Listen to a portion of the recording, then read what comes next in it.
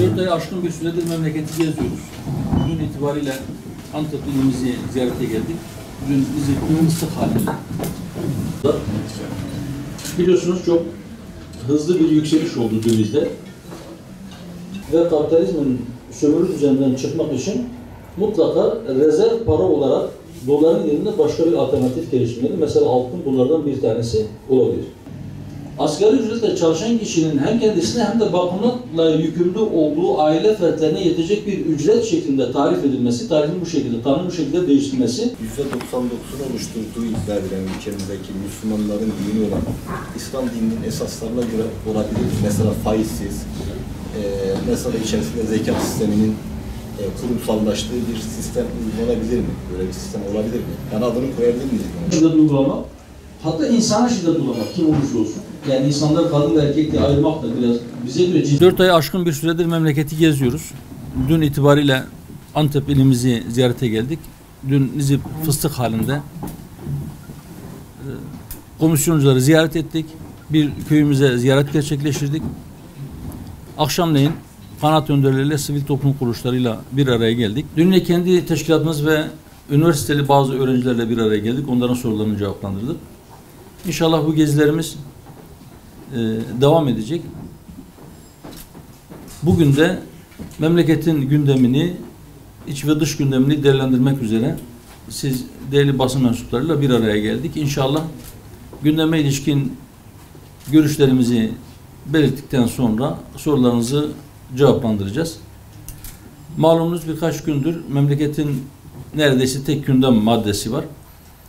Arada bazı başka gündem maddeleri var ama ekonomiyle ilgili gündem diğer bütün gündemleri bastırmış durumda. Biliyorsunuz çok hızlı bir yükseliş oldu dövizde. Zaten uzun süredir enflasyon tartışılıyordu. Ve bu son birkaç günlük süreçte yoğun bir şekilde faiz indirimiyle ilgili Merkez Bankası'nın pozisyonu ve kararlarıyla ilgili döviz fiyatlarının yükselişi tartışılıyor. Evet, iktidarın ekonomi politikalarıyla ilgili zaman zaman biz de çok ciddi eleştiriler yönelttik. Dövizin bu kadar yükselmesi, dövizle alışveriş yapmasa bile özellikle dar gelirli vatandaşı çok ciddi bir şekilde etkiliyor. Çünkü neticede gıda herkesin ihtiyacı. Başta gıda olmak üzere her şeyin fiyatı dövize paralel bir şekilde yükseliyor. Özellikle tarımsal girdiler, gübre, ilaç, tohum gibi, yakıt gibi, mazot gibi girdiler dövize bağlı olarak çok ciddi bir şekilde fiyatlar artmış durumda. Bu da doğrudan doğruya sofraya yansıyor. Fakat iktidarın ekonomi politikalarıyla ilgili eleştiri yönelten muhalefet partilerinin önemli bir kısmı faiz indirimi üzerinden bunu tartışıyor. Çare olarak da faizleri yeniden yükseltmekten bahsediyor. Değerli arkadaşlar, bizim kanaatimize göre komünizmden sonra kapitalizmde bir çöküş süreci yaşıyor. Kapitalist paradigma, kapitalist ekonomi sistemi çatırdıyor, bir çöküş yaşıyor. Zaten belirli periyotlarla, ortalama 10 yıllık aralıklarla çok ciddi krizlere sürükleyen bu sistem artık iflas etme noktasına gelmiştir. Şu anda küresel çapta belki bu pandemiden sonra bir ekonomik kriz yaşanıyor. Türkiye'de yaşanan biraz daha şiddetli bir şekilde hissediliyor. Ama dediğim gibi bu aslında kapitalizmin iflasıdır. Bize göre Türkiye'deki iktisadi problemlerin başında kapitalist iktisat teorisinin iktisat ilmi ya da ekonomi ilmi olarak kabul edilmesi ve bu şekilde iktisat fakültelerinde okutulması, dolayısıyla sistemin ürettiği bütün sorunların yine sistem içinde çözülmeye çalışılmasıdır. Bu ciddi bir sorundur. Mutlak surette bu bakış açısından kurtulması gerektiğini düşünüyoruz ülkenin. Evet, sorun üretiyor bu sistem ve mutlaka bu sistemden bir çıkış olmalı. Faizli sistem yerine alternatif modeller mutlaka geliştirilmeli. Merkez Bankası'nın piyasalara müdahalesi, piyasaya para arzı veya çekmesi hep faiz üzerinden oluyor. Faiz dışı bazı yöntemlerin kullanılması artık ciddi bir şekilde tartışılmalı ekonomi dünyasında. Fakat önce belki o at gözlüklerin çıkarılması gerekir. İlla bu faiz ve sömürü sistemi devam edecek diye bir şartlandırmadan kurtulmak gerekir. Peki bu çarkı kırmak, bundan çıkmak mümkün mü? Elbette mümkündür. Fakat bu sadece belki tek başına bir ülkenin yapabileceği bir şey de değildir. Küresel çapta doların hegemonyasından ve kapitalizmin sömürü düzeninden çıkmak için mutlaka rezerv para olarak doların yerine başka bir alternatif geliştirmeli. Mesela altın bunlardan bir tanesi olabilir. Bu küresel sistem devam ettiği müddetçe daha biz benzerini çok yaşayacağız. Türkiye'nin ekonomisinin bu kadar kırılgan olmasının en önemli nedenlerinden bir tanesi bize göre dış borcun yüksekliğidir. Dış borcu 500 milyar dolara yaklaşan bir memlekette doların TL karşısında %10'luk bir değer kazanması TL cinsinden borç yükünü çok ciddi bir şekilde artırmaktadır. Bu borcun en önemli sebebi de açık finansman yönteminin kabul edilmesidir. Zaten kapitalizmin temellerinden bir tanesi de budur. Açık finansman. Yani sadece devletin bütçesinde değil, özel sektör ve hatta yerel yönetimler hep açık finansman üzere çalışır. Sürekli gelirlerinden fazla harcamak suretiyle açık verirler ve bu açıklarını da borçlanarak kapatırlar. Eğer siz ekonominizin bu kadar kırılgan olmasını istemiyorsanız, eğer siz kendi ülkenizde faizleri düşürürken borçlarınızı ödemek için ihtiyaç duyduğunuz dövizi dışarıdan alırken dünyanın ödediği faizin birkaç mislini ödemek zorunda kalıyorsanız o zaman siz bu borçlanma politikalarınızı yeniden gözden geçirmek zorundasınız. Bu süreçle ilgili bizim yönelttiğimiz eleştirilerden bir tanesi de şudur. Hükümet yeterince şeffaf davranıp süreci nasıl yöneteceğini, nasıl bir çıkış yolu aradığını halkla paylaşmamaktadır. İlgili çevrelerle paylaşmamaktadır. Ekonominin yarısı eğer istatistikse diğer yarısı da psikolojidir. Şu anda vatandaşın psikolojisi bir taraftan zaten bu yaşananlardan dolayı bozulmuşken bir de bunun üzerine, bu yangın üzerine körükle giden, benzin döken bazı kesimler vardır ve daha fazla bir panik havası oluşturmak için yoğun bir çaba içerisindedir. Bu panik havası ekonomiye daha ciddi zararlar verebilecektir. Hükümete çağrımız bu süreci nasıl yöneteceği konusunda şeffaf bir şekilde çıkıp halkı bilgilendirmesidir. Borçtan kurtulmak ve açık finansmandan, bütçe açıklarından kurtulmak için mutlaka bazı tedbirler alınmalıdır. Bunların en başında da kamunun israfa son vermesi ve istihdam oluşturmayan yatırımları yeniden gözden geçirmesidir. Kaynaklar istihdamı artırıcı yatırımlara yönlendirilmeli ve inşaata para gömülme stratejisinden vazgeçilmelidir. Öte taraftan döviz fiyatlarının aşırı yükselmesi ve bunun enflasyon olarak vatandaşa yansıması nedeniyle özellikle dar gelirli kesimler ciddi bir şekilde bundan etkilenmiştir. Bunun için de mutlaka hükümetin tedbirler alması gerekir. Malumunuz Aralık ayının başında asgari ücret tespit komisyonu çalışmalarına başlayacaktır. Asgari ücretle ilgili mütemadiyen yapmış olduğumuz bir çağrı vardır. O çağrımızı biz bu vesileyle bir kez daha yenilemiş olalım. Asgari ücretle ilgili olarak öncelikle işin tanımından başlamalı. Şu anda mevcut tanımda asgari ücret tanımının içerisinde işçinin ailesi yoktur. Bakmakla yükümlü olduğu kimseler yoktur. Asgari ücret sadece tek başına işçinin zorunlu ihtiyaçlarına yetecek ücret olarak tarif edilmektedir. Halbuki bütün nüfusun, çocuk yaşta olanların da çalışması imkan dahilinde olmadığına göre asgari ücretle çalışan kişinin hem kendisine hem de bakımla yükümlü olduğu aile fertlerine yetecek bir ücret şeklinde tarif edilmesi, tarifin bu şekilde, tanımın bu şekilde değiştirilmesi mutlaka yapılması gereken bir şey, atılması gereken bir adımdır. Bundan başka asgari ücretle ilgili olarak bizim parti olarak yola çıktığımız 2012 yılından beri tekrarladığımız bir şey vardır. Asgari ücretliden vergi alınmamalıdır. Zira dönem dönem açlık sınırının birazcık üzerine çıksa da genellikle asgari ücret o dolaylardadır. Yani açlık sınırının birazcık üstünde veya bazen de bugün olduğu gibi açlık sınırının altına bile düşebilmektedir.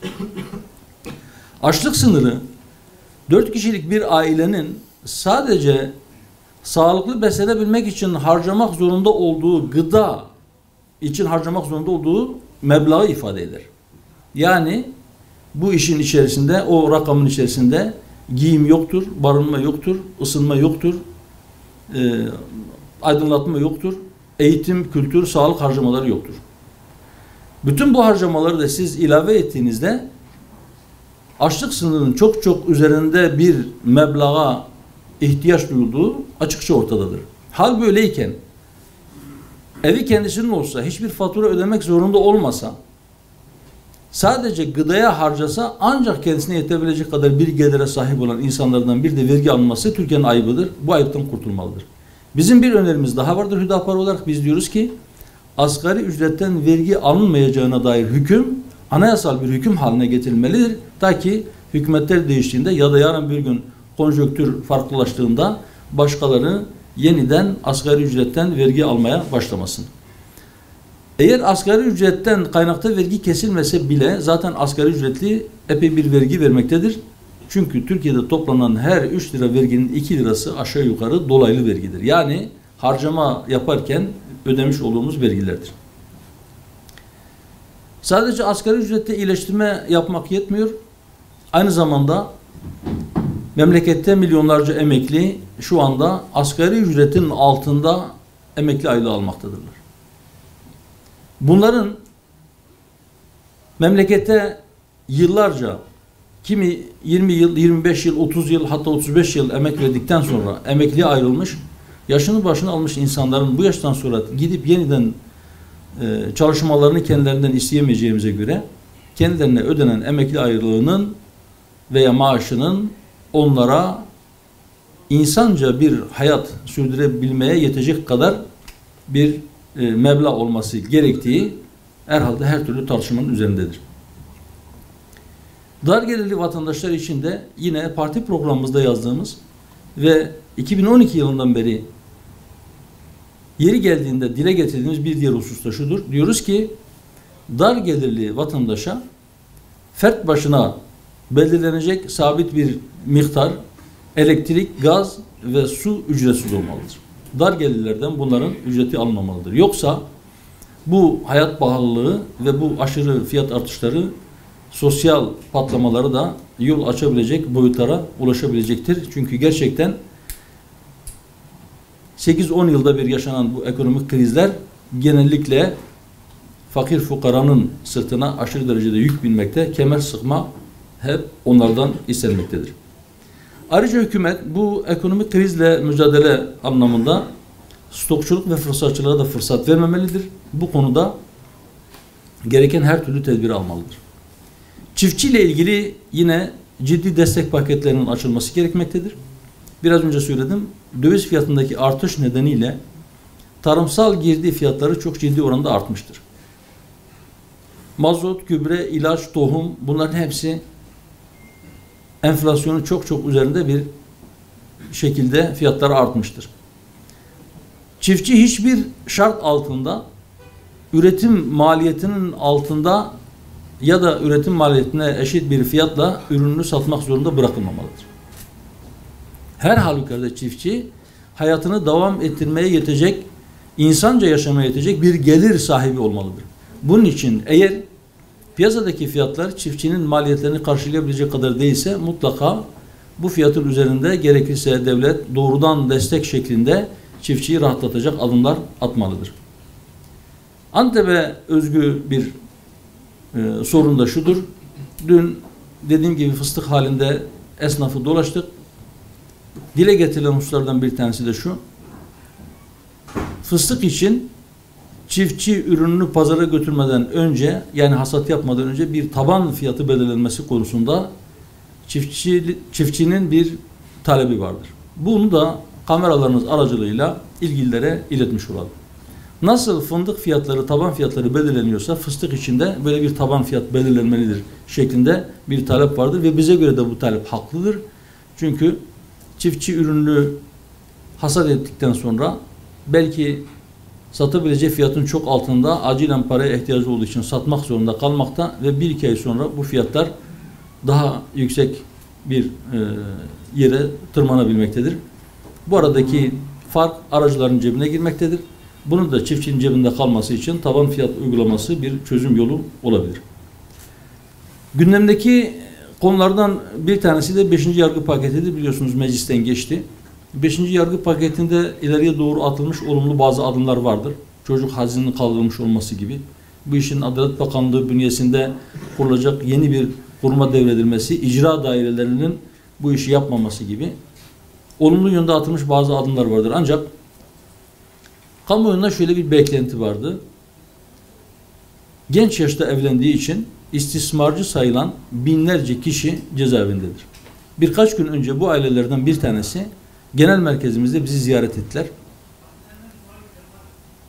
Yine İstanbul İl Başkanlığımızda bizi ziyarete gelen bir aile vardı.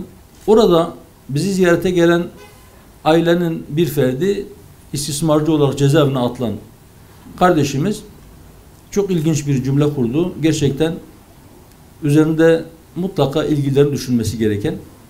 Biliyorsunuz bu pandemi nedeniyle cezaevinde hükümlü olarak kalanların bazıları izinli olarak eve gönderiliyor. Bu kardeşimiz de cezasını çekmek üzere, hak etmediği cezayı çekmek üzere cezaevindeyken Adalet Bakanlığı pandemi nedeniyle bunu eve göndermiş ve şöyle bir ifadede bulundu. Dedi ki ben devletin nazarında, kanun nazarında ben bir sapığım dedi. Çocuk istismarcısı olarak ben ceza aldım dedi ve devlet beni izne gönderdi. Parmağıyla eşini işaret ederek şu kadın da benim mağdurum dedi. Güya ben onu mağdur etmişim ama beni izne gönderdi, ben bu kadının evine gittim dedi. Bu nasıl bir mantıktır dedi. Bu nasıl bir kanundur, bu nasıl bir uygulamadır. Eğer ben sapıksam, bu da mağdursa ben niye onun evine gidiyorum? Bu benim eşim dedi. 3 tane de çocukları vardı. Çocuklarıyla beraber gelmişlerdi. 5. yargı paketinde bu sorunun, bu kanayan yaranın da sarılması, sorunun düzeltilmesi beklenirken maalesef bu yargı paketinde de buna yer verilmedi. Buradan hem Adalet Bakanlığı'na hem Sayın Cumhurbaşkanı'na seslenerek bu sorunun halen çözüm beklediğini kendilerine bir kez daha hatırlatmış olalım. Dış gündemle ilgili de 2 madde var. Kısaca ben değineceğim. Bir tanesi biliyorsunuz İngiltere Hamas'ı terör örgütü olarak ilan etmeye hazırlanıyor. Hamas, Filistin'de seçimlere katılan, halkın çoğunluğunun oyunu alarak hükümete gelen bir siyasi hareket. Ama aynı zamanda Filistin topraklarının işgalden kurtulması için ciddi bir mücadele veren bir siyasi hareket. Hamas iktidara geldikten sonra çok ciddi ambargolarla Filistin halkı bir şekilde terbiye edilmeye çalışıldı ama buna rağmen halk desteğini Hamas'ın arkasından çekmedi. Şimdi farklı oyunlarla, uluslararası veya hukuki bazı oyunlarla Hamas'ı terör örgütü ilan edip bütün İslam ümmetinin hatta gayrimüslim topluluklardan özgürlükten yana, insanlıktan yana tavır alanların Hamas'a destek vermesinin önü kesilmek isteniyor. Biz bunu kabul etmediğimizi ve şiddetle telin ettiğimizi, bu adımları şiddetle telin ettiğimizi burada siz değerli basın mensupları aracılığıyla kamuoyuna duyurmuş olalım. Dünden beri sosyal medyanın gündeminde bir husus daha var. Türkiye'nin bastırıp Suriye'de dağıttığı Arapça kitaplarda Hz. Peygamber Efendimiz Aleyhisselatü Vesselam'ın ve ailesinin resmedildiğine ilişkin bazı iddialar ve bazı görseller paylaşıldı. Suriye'nin farklı kentlerinde bu kitaplar ateşe verildi, yakıldı. O görsellere ben de baktım. Orada evet fotoğrafın altında işte bunlar şunlardır diye bir şey yazmıyor. Çok iyi Arapça da bilmiyorum. Ama o Arapça metinlerden anlayabildiğim kadarıyla Resulullah Efendimiz Aleyhisselatü Vesselam'ın Hazreti Hatice validemizle evlendiğine ilişkin bazı anlatımların olduğu sayfada bir gelinle bir damat, evet, arka taraftan yani sırtlarını gösterecek şekilde çizilmiş bir resim ve o resimde saçları açık, gelinlikli bir kişi, takım elbiseli bir erkek. Ve o resmin hemen üzerinde Resulullah Efendimiz Aleyhisselatü Vesselam'ın Hazreti Hatice validemizle evliliği anlatılıyor.